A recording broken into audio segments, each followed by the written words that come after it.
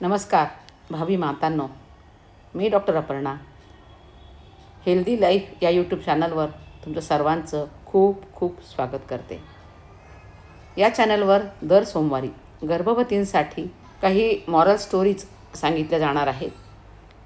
त्या स्टोरीमुळे काय होणार आहे, गर्भावर कसे संस्कार करायचे किंवा गर्भवती मातांनी काय चिंतन करायचं, त्या स्टोरीनुसार गर्भसंवाद कसा करायचा आणि मग त्या दिवशी संकल्प काय करायचा, हे सगळं त्या स्टोरीमध्ये मी सांगणार आहे. तर आजची कथा आपण ऐकणार आहोत, आत्मविश्वास आणि सकारात्मकतेची कथा. चला ऐकूया कथा. एकदा एका गावात खूप मोठं वादळ आलं. आकाश काळ्या ढगांनी भरलं होतं. सर्वत्र अंधार पसरला होता. लोक घाबरले होते. गावाच्या मंदिरात एक छोटासा तेलाचा दिवा तेवत होता. त्याच्या शेजारी मोठा कंदील आणि इतर दिवे ठेवलेले होते. वादळ पाहून छोटा दिवा म्हणाला, इतका अंधार आहे, इतके मोठे वादळ आहे, माझ्या छोट्याशा प्रकाशाने काय फरक पडणार. तेव्हा मंदिरातील वृद्ध पुजारी हसून म्हणाले, बाळा, अंधार कितीही मोठा असो, त्याला दूर करण्यासाठी एक छोट्या प्रकाशाचीच गरज असते. दिव्याने धैर्याने आपला प्रकाश चालू ठेवला. हळूहळू त्या दिव्याच्या प्रकाशामुळे मंदिरात येणाऱ्या लोकांना मार्ग दिसू लागला. इतर दिवेही पेटवले गेले. थोड्याच वेळात संपूर्ण मंदिर प्रकाशमय झाले.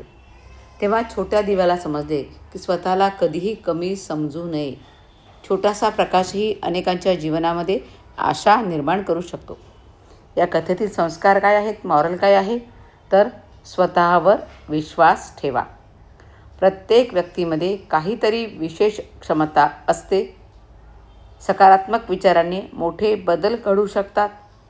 परिस्थिती कठीण असली तरी धैर्य सोडू नये आणि छोट्या चांगल्या कृतीचेही मोठे परिणाम होतात. आता गर्भवती माताने स्वतःला विचारायचं आहे, माझ्यामध्ये कोणते गुण चांगले आहेत, मी माझ्या बाळासाठी कोणता आदर्श ठेवू इच्छिते, कठीण प्रसंगात मी सकारात्मक कशी राहू शकते. आणि आता गर्भसंवाद. दोन्ही हात पोटावर ठेवा आणि प्रेमाने म्हणा, प्रिय बाळा, तुझ्यामध्ये अमर्याद क्षमता आहेत. तू आत्मविश्वासू, धैर्यवान आणि सकारात्मक आहेस. तू जिथे जाशील तिथे आनंद आणि प्रकाश निर्माण करशील. आणि आजचा संकल्प, मी आत्मविश्वासाने भरलेली आहे. माझ्यामध्ये आणि माझ्या बाळामध्ये सकारात्मकतेचा प्रकाश सतत वाढत आहे. आता 2 मिनटं दीर्घ श्वसन चालू ठेवा. हळूच सावकाश उठू शकता. तुम्ही ही कथा झोपून ऐकू शकता, बसून ऐकू शकता, तुम्हाला जसं कम्फर्टेबल वाटेल तसं करू शकता.